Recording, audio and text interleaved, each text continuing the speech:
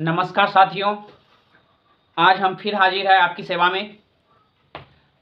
हम पिछले दिन बिहार बोर्ड के कक्षा 10वीं का जो बोर्ड परीक्षा हुई थी 2024 में, तो उसका प्रथम पाली का हम ऑब्जेक्टिव को सॉल्व कर रहे हैं और ये 54 तक बता दिए हैं। 54 के आगे हम आज बता रहे हैं। 54 तक, 53 तक बताए थे, 54 तक हम बता रहे हैं आपको। तो यहाँ पे बताया जा रहा है कि 156 का जो गुणनखंड है उसमें से 2, 3 और 13 आएंगे, तो उस पे जो घात होंगे उसका योग लिखना है। तो 156 का हम देख लेते हैं पहले करके। 156 2 से कटाएंगे, 2 7 14, 2 8 16, 2 से फिर से कटाएंगे, 2 3 6, 2 9 18 हो गया, फिर 3 से 13 हो गया। तो देखिए 2 बार है, 3 एक बार है और फिर 13 भी एक बार में। तो इसका घात जोड़ना है, 2 1 3 1 4, इसका घातों का योग हो जाएगा 4। ये रहा आपका आंसर। 55 नंबर की बात करते हैं तो 15 और 10 गुना कर देंगे, 150 हो जाएंगे। 150 पूर्णांक संख्या है, परिमेय संख्या को परिमेय संख्या देखना है। तो 15 गुना 10 रूट के अंदर 150 हो जाएगा। 150 को वर्गमूल निकालिएगा तो कभी नहीं निकलेगा। तो 150 ये हो गया, आप करके देख लीजिए, कभी भी जोड़ा नहीं पड़ेगा इसका। 2 7 14, 2 5 10, फिर 5 से 15 बार में कटेगा, फिर 5 से 5 दिया 15, 2 ठो 5 निकलता है, मतलब 5 रूट 2 गुना 3, मतलब 5 रूट हो गया 6। बस यही आएगा। और ये परिमेय नहीं, अपरिमेय संख्या है। ये अपरिमेय संख्या होगा नंबर बी। हम इसकी बात करते हैं। देखिए p बटे 2 पर पावर n गुना 5 पर पावर n है, और इसको हल करने के बाद ये आया है रिजल्ट। तो हम यही देखना है p के जगह पर, हर जगह ऑप्शन में क्या है, p के जगह पर 21 है। हम नीचे ऑप्शन देखेंगे किससे हम भाग देंगे, ऊपर वाले ने 21 को भाग हम किससे देंगे, जिससे रिजल्ट मेरा 105 आ जाना चाहिए। तो हम इसको कर देते हैं। 2 दूनी 4, 2 तिया 6, 2 दूनी 4 दूनी 8, 8 गुना 25, 25 8 200, 200 से इसमें भाग देंगे, ये संभव है। 21 बटे 200, 21 बटे 200, तो 200 से भाग देंगे। 21 में 0 पॉइंट से करेंगे, 2 एक बार में कट जाएगा 200, फिर पॉइंट दिए, फिर 5 बार में, 0 बार में, फिर 0 0 कट गया, और फिर ये 5 बार में। बस यही हुआ आपका सी नंबर ऑप्शन। इससे आ जाता है आपका आंसर। हम 57 की बात करते हैं। यदि दो संख्याओं का मोल 125 है और लॉग 150 है, तो उन संख्याओं का गुणनफल क्या होगा। तो याद रहे, तो सूत्र होता है इसका, पहली संख्या गुना दूसरी संख्या बराबर लॉग 100 गुना मॉड 100। तो लॉग 100 गुना मॉड 100 करेंगे तो पहली और दूसरी संख्या का गुणनफल आ जाएगा। तो 25 गुना 5 करेंगे, 25 5 100, 125 और एक 0, यानी 1250 हो जाएगा। ये 1250 आंसर हो गया इसका, यानी ए नंबर इसका है। अब यहाँ पे यदि भाग एल्गोरिथम को हम देखें, कहता है a बराबर b into Q plus R, मतलब भाज्य बराबर भाजक गुना भागफल प्लस शेषफल। जब इसका मान दिया हो, यही मान उसको उठा के बैठा देना है, इस पे आ जाएगा। तो 61 गुना, देखिए b का मान 61 है और q का मान 27 है, तो 61 गुना 27 प्लस आर, यानी 61 गुना 27 प्लस 32 करना है। 61 गुना 27 प्लस 32 करके देख लीजिए। इसको गुना कर देते हैं, 7 7 42 हो जाएगा। 2 से 2 का 2 है, 2 6 के 12 हो जाएगा। 7 2 2 4, 4 2 6, 1 प्लस में 32 कर देंगे। इसमें 7 2 9, 4 3 7, 1679 हो जाएगा। ये रहा आंसर आपका 58 का ए। देखिए यदि q एक धनात्मक पूर्णांक संख्या है, तो निम्नलिखित में से कौन सा धनात्मक विषम पूर्णांक होगा। याद रहे, शेषफल के रूप में जो दिया है 2 1 4 6, तो शेषफल के रूप में 0 और फिर उधर सम संख्या आना 2 4 6 8, ये सम संख्या को दर्शाता है, सम पूर्णांक को दर्शाता है। तो शेषफल के रूप में यानी जोड़ में इधर 1 2 3, इसमें से विषम जो होगा वही विषम होगा। तो यहाँ आ गया एक विषम है, ये हो गया विषम। हम ये वाला करते हैं, दो लगातार विषम संख्याओं का मोसो क्या होगा।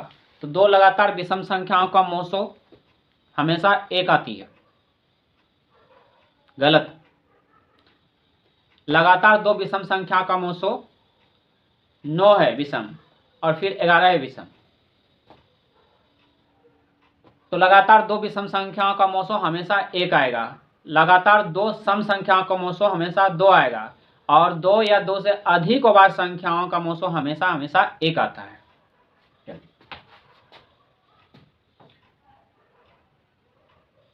कहता यदि ये P बिंदु है, बिंदु A और बिंदु B को जोड़ने वाले रेखाखंड का मध्य बिंदु है, तो A का मान क्या होगा? तो मध्य बिंदु अगर होता है तो x1 प्लस x2 बटे 2 कर देते हैं, तो y1 प्लस y2 बटे 2 कर देते हैं। तो x वाला लेते हैं तो x का वैल्यू आ जाएगा ये, इसका मतलब हुआ -6 और प्लस में -2 कर देंगे और बटे 2 करके इतना बराबर ये बटे 2 कर देंगे तो आ जाएगा। तो जोड़िए, -6 को हम 2 को जोड़ेंगे तो कितना हो जाएगा? -4 होगा, नहीं 8 हो जाएगा। -6 प्लस में -2, तो प्लस माइनस माइनस हो जाएगा, 6 और 2 क्या हो जाएगा? 8 बन जाएगा माइनस में, -8 बटे 2 अगर करेंगे तो 2 से भाग देंगे 8 में, -8 में, तो -4 हो जाएंगे। तो a बटे 2 बराबर -4, a बटे 2 बराबर -4, तो a बराबर हो जाएगा 4 दूनी 8 माइनस में। ये रहा आंसर आपका 61 का a। अब देखिए यहाँ पे, यदि 3 बिंदु एक रेखिक हो या तो उनसे बनने वाले त्रिभुज का क्षेत्रफल क्या होगा? एक रेखिक मतलब संरेखीय हो, एक रेखिक मतलब एक ही रेखा पर त्रिभुज का तीनों बिंदु हो। सबसे पहले एक ही रेखा पर अगर तीनों बिंदु होगा तो ये त्रिभुज बनेगा ही नहीं, और त्रिभुज नहीं बनेगा तो क्षेत्रफल क्या होगा? 0, तो क्षेत्रफल 0 हो जाएगा इसका। अब यहाँ पे देखिए, तो यदि त्रिभुज एबीसी के शीर्षक के निर्देशांक ये दिया हुआ है तो कहता है उसके केंद्र का निर्देशांक क्या होता है? केंद्रक निकालने का हम सूत्र बताए थे, x1 plus x2 plus x3 बटे 3, फिर y1 plus y2 plus y3 बटे 3। तो करते हैं, x1 प्लस x2 5 में 1 जोड़ेंगे तो 4 हो जाएगा, 4 में 8 जोड़ेंगे, 8 4 12 होगा, 12 में 3 से भाग देंगे तो क्या हो जाएगा? 3 चौक 12, x का वैल्यू 4 आ जाएगा। इनमें से x का वैल्यू 4 इसका और किसी का नहीं। आप आंख और कान मूंद करके डी मार दीजिए, आपका आंसर हो जाएगा।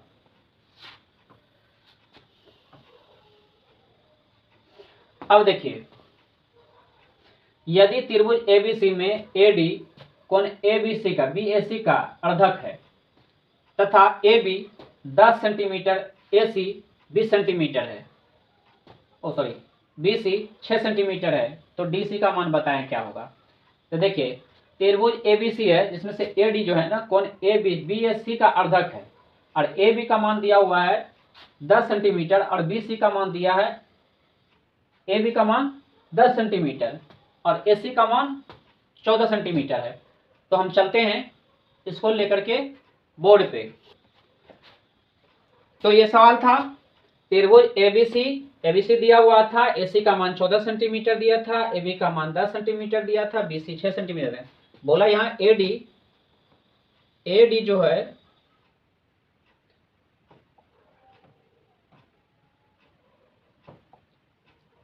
कौन बीएसी का अर्धक है, बीएसी का अर्धक है, इसका आधा आधा है, ये डी हो गया। तो याद रहे, अर्धक कोण का एक नियम होता है, ये जो अर्धक कोण है कि ए बी बटे ए सी बराबर बी डी बटे सी डी होता है। यहाँ दिया हुआ मेरा मान ए बी का वैल्यू 10 और ए सी का वैल्यू 14 बराबर बीसी का वैल्यू दिया हुआ है, बीसी का वैल्यू दिया हुआ है, इसका मतलब यहाँ से यहाँ तक 6 सेंटीमीटर दिया है।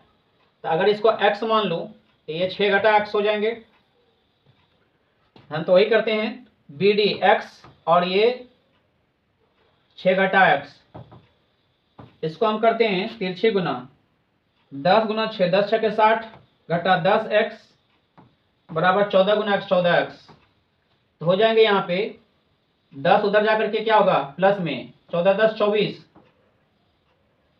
14x प्लस 10x 24x बराबर इधर 60 हो जाएंगे, तो 60 बटे 24 हो जाएंगे, 6 ढंग 60, 12 पंचे 60, यहाँ 12 पंचे 60, 12 दूनी 24, 5 बटे 2 हो जाएंगे x का वैल्यू।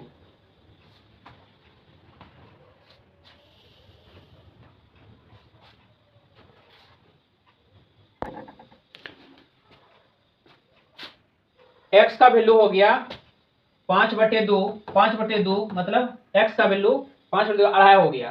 तो याद रहे, तो 6 में अगर हम अढ़ाई घटा देते हैं तो हो जाता है कितना, 3.5। तो 3.5 आ जाएगा आपका डीसी का वैल्यू, डीसी खोज रहा था, तो 3.5 आ गया।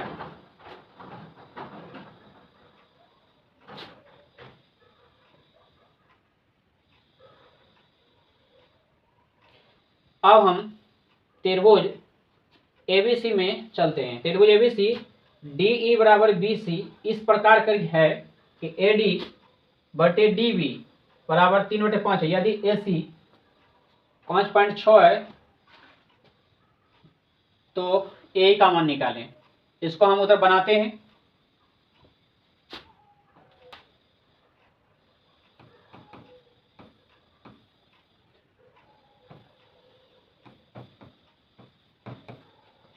ये ए है, ये बी है, ये सी है, ये डी है, ये ई है। तो ए डी 3 है, ये 5 है, और ये पूरा पूरी एसी का वैल्यू 5.6 है। तो हम क्या करेंगे, यहाँ पे इसका x मान लें, तो ये 5.6 घटा x खुद ही हो जाएगा ये।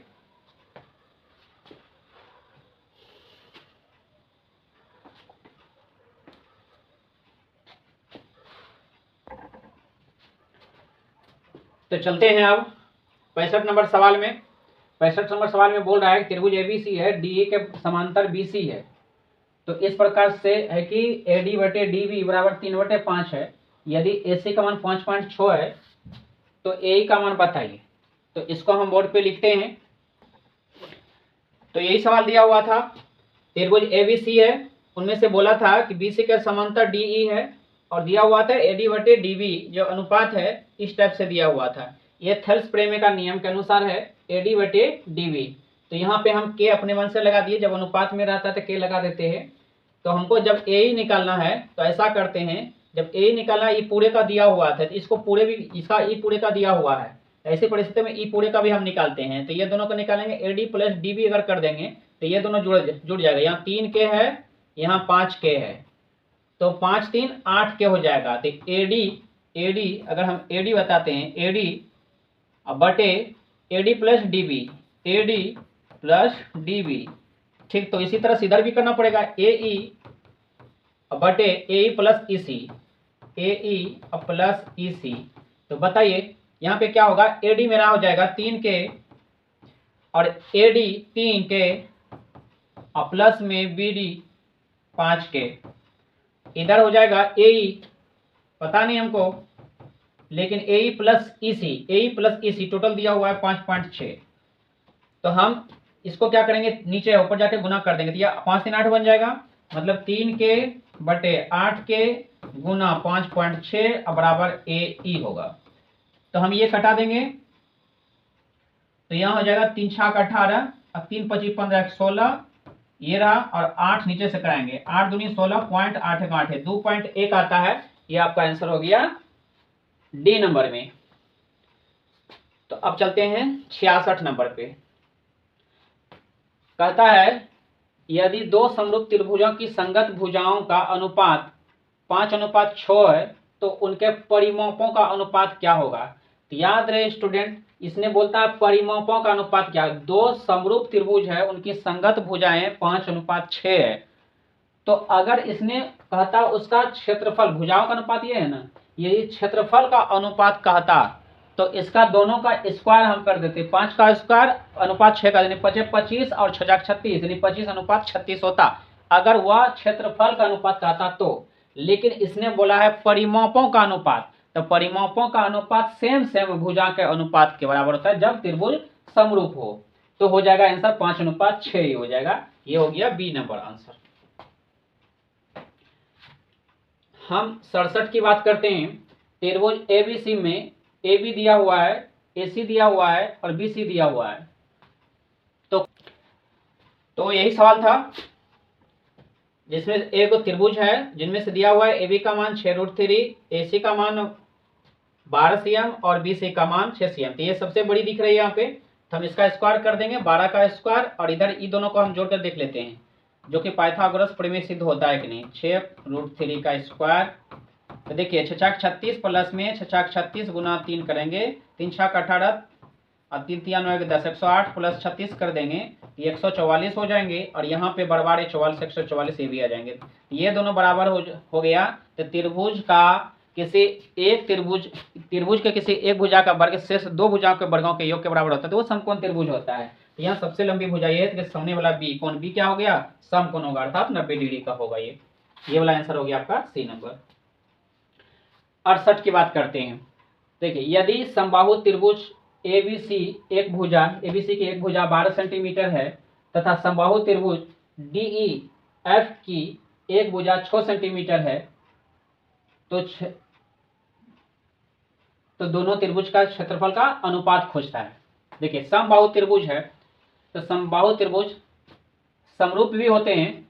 तो ऐसी परिस्थिति में इसकी एक भुजा और इसकी एक भुजा दिया हुआ है, तो यहाँ पे क्या हो जाएगा, बराबर 44 यानी 12/6 हो जाएगा। तो इसका स्क्वायर क्षेत्रफल है ना, तो बराबर 44 144 बटे 36 हो जाएगा। इसको कटा दीजिए तो क्या हो जाएगा, 12/6 इसका हो जाएगा स्क्वायर क्षेत्रफल का, 144 हो जाएगा, नीचे 36 हो जाएगा। इसको कटाइए, 36 सका 36 और 36 गुना 4 हो जाएगा, तो 4:1 हो जाएगा आंसर, 4:1 हो जाएगा। हम 69 की बात करते हैं। त्रिभुज एबीसी एवं त्रिभुज पीक्यूआर एक समरूप है जिनमें से एडी शेष ए से बी पर लंब डाला गया है तथा पीटी पी से क्यूआर पर लंब डाला गया है। यदि एडी बराबर 9 सेंटीमीटर एवं पीटी बराबर 7 सेंटीमीटर हो, तो त्रिभुज एबीसी तथा त्रिभुज पीक्यूआर के क्षेत्रफलों का अनुपात क्या हो जाएगा।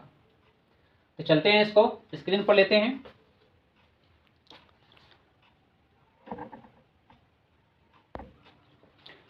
तो देखिए त्रिभुज एबीसी और त्रिभुज जो पीक्यूआर है ये समरूप है। जब समरूप है तो हम क्या बोले थे, पहले भी क्लास में हम पढ़ाए हैं कि समरूप त्रिभुज के जो भुजा एक ही अनुपात में होता है तो उसका क्षेत्रफल भी उसके भुजा के स्क्वायर के बराबर होगा। तो यहाँ पे भुजा नहीं लंब डाला गया है, तो उन्हीं का अंग है, तो उसके ऊंचाइयों के वर्ग के बराबर उसका अनुपात हो जाएगा। तो फिर ऊंचाई इसका क्या है, 9 और यह है 7 है, दूसरे का पहले का 9 है, दूसरे का 7 है, तो 9×81 अनुपात 6×7 49 हो जाएगा। ये आंसर हो जाएगा आपका 81:49। हम 70 की बात करते हैं। एक समबाहु त्रिभुज की एक भुजा 12 सेंटीमीटर है, इसकी ऊंचाई क्या होगा, √3/2 गुना भुजा होता है इसका सूत्र। समबाहु त्रिभुज की ऊंचाई का सूत्र होता है √3/2 गुना 12, √3/2 गुना भुजा को ए से संकेत करते हैं। तो भुजा 12 था, √3/2 गुना 12, 2 6 के 12, तो 6√3 हो गया आंसर, 6√3, ये वाला आंसर बी नंबर। हम 71 की बात करते हैं। किसी वृत्त की दो समांतर स्पर्श रेखा के बीच की दूरी 10 सेंटीमीटर है, तो वृत्त की त्रिज्या क्या होगी। देखिएगा दो समांतर स्पर्श रेखाएं हैं एक वृत्त का, ये वृत्त हुआ, ये स्पर्श रेखाएं हैं और इसके बीच की दूरी क्या है, 10 सेंटीमीटर है। तो यह देखिए समान अंतर है, तो इसके जो गया है यहाँ से वृत्त का एक दूसरे के आर पार, तो ये हो गया व्यास। तो व्यास का आधा त्रिज्या खोज रहा है, 5 होगा ना, 5 सेंटीमीटर, ये 5 सेंटीमीटर है। अब देखिए दो वृत्त यदि बाहरी रूप से परस्पर स्पर्श करता हो अर्थात सटा हुआ टच करता हो, तो उभयनिष्ठ स्पर्श रेखाओं की संख्या 3 होगी। दिखा देते हैं कैसे होगा। यहाँ से गया और फिर यहाँ से ये गया, मान लीजिए दोनों वृत्त है, तो एक देखिए ऐसे बीच से निकलेगा तो दोनों टच करते हुए निकलेगा। अगर इधर से स्पर्श रेखाएं खींचेंगे तो इसके साथ ही साथ इधर भी टच कर जाएगा और ये भी टच उभयनिष्ठ हो गया, यानी एक ही रेखा दोनों को टच करे, इसको उभयनिष्ठ बोलते हैं। तो एक रेखा यहाँ टच कर रहे हैं, एक रेखा यहाँ, दो एक रेखा यहाँ पे, मतलब 3 रेखाएं ऐसे रेखाएं जो कि दोनों को एक साथ टच करते हैं। तो उभयनिष्ठ रेखाओं की संख्या कितनी हो गई, उभयनिष्ठ स्पर्श रेखाओं की संख्या 3 होंगे। ये तो कहता है यहाँ पे किसी बाहरी बिंदु P से वृत्त पर PA और PB स्पर्श रेखाएं खींची गई है, तो PA का मान 6 दिया, PB का मान भी 6 ही होगा, क्योंकि स्पर्श रेखाएं अगर एक वृत्त पर दो स्पर्श रेखाएं एक ही बिंदु से खींची गई है तो दोनों स्पर्श रेखाएं एक दूसरे के बराबर होते हैं। तो अगर ये 6 सेंटीमीटर है तो ये भी 6 सेंटीमीटर की होगी। 74 में आते हैं। तो देखिए, यदि 3 सेंटीमीटर त्रिज्या वाले वृत्त पर खींची गई स्पर्श रेखा परस्पर 60 डिग्री के कोण पर झुकी हुई है तो उसके प्रत्येक स्पर्श रेखा की लंबाई क्या होगी। चलते हैं। 3 सेंटीमीटर त्रिज्या वाले वृत्त का 60 डिग्री के कोण पर झुकी हुई है, ये वृत्त है और ये मान लीजिए स्पर्श रेखाएं यहां से है और ये तब हो जाएंगे 3 सेंटीमीटर त्रिज्या और ये है परस्पर 60 डिग्री के कोण पर झुकी हुई है और यहाँ पे ले लिए तो ये 90 डिग्री का कोण हो गया। 60 डिग्री के कोण पर झुकी हुई दो स्पर्श रेखाएं हैं तो यहाँ पे जो दिया गया है देखिए 60 डिग्री, तो इसको हम केंद्र से मिला देंगे तो ये 30 डिग्री के 30 डिग्री पर बढ़ जाएगा, ये 30 डिग्री हो जाएंगे, ये भी 30 डिग्री हो जाएंगे। तो अब देखिए 30 डिग्री कैसे कैसे हुआ तो बता देते हैं इसको। ये दोनों त्रिभुज जो है सर्वागसम है। देखिए ये दो स्पर्श रेखाएं आपस में बराबर होती है, ये कॉमन हो गया, दोनों के लिए भुजा होंगे। ये 3 सेंटीमीटर त्रिज्या तो ये भी 3 सेंटीमीटर होंगे, मतलब एस एस एस की सर्वागसमता के अनुसार ये दोनों त्रिभुज सर्वागसम है। ठीक है, तो ऐसी परिस्थिति में हम ये 30 ये 30 हुआ तो ये भी 30 हो जाएंगे। तो हम यहाँ पे लेते हैं, अगर किसी एक का मान लेना तो ये अगर ये 3 ले लेते हैं और ये 90 डिग्री ले लेते हैं तो ये हो जाएगा P और ये हो जाएगा B। तो PB ये ऊंचाई हो जाएंगे, ये आधार हो जाएंगे, ये कर्ण हो जाएंगे। ये ऊंचाई जो है ना P और बटे आधार P बटे B और ये क्या हो जाएंगे आपका 10 P बटे B 10 का होता है 10 30 डिग्री 10 30 डिग्री का मान 1/√3 होता है और यहाँ पर P बटे B होता है। P मेरा कितना है 3 और ये हो जाएंगे B पता नहीं, अर्थात AC पता नहीं, ये AC हो जाएगा। P मेरा कितना हो जाएगा ये 0C यानी 0C ना OC ये हो जाएंगे और ये AC हो जाएंगे मेरा B। तो 3√3 AC बराबर 3√3 हो गया आंसर का 3√3। 75 चलते हैं। यदि साइन दिया हुआ है 20 plus theta, sine 20 plus theta दिया हुआ है अब कोस 30, साइन 20 प्लस थीटा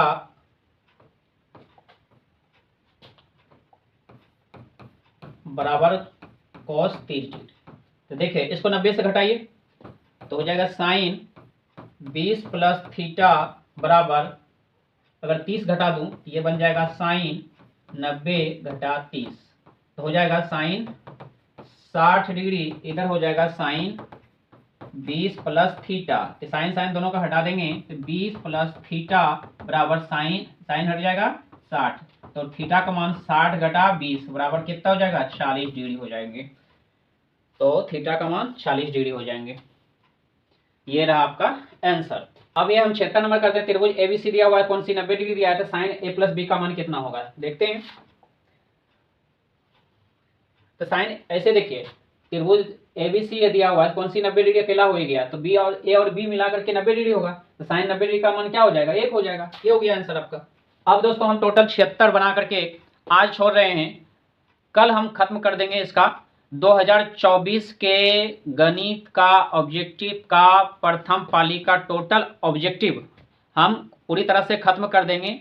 हमें उम्मीद है कि आप लोगों ने वीडियो देख रहे हैं और इससे आपको भरपूर फायदा मिलने वाला है।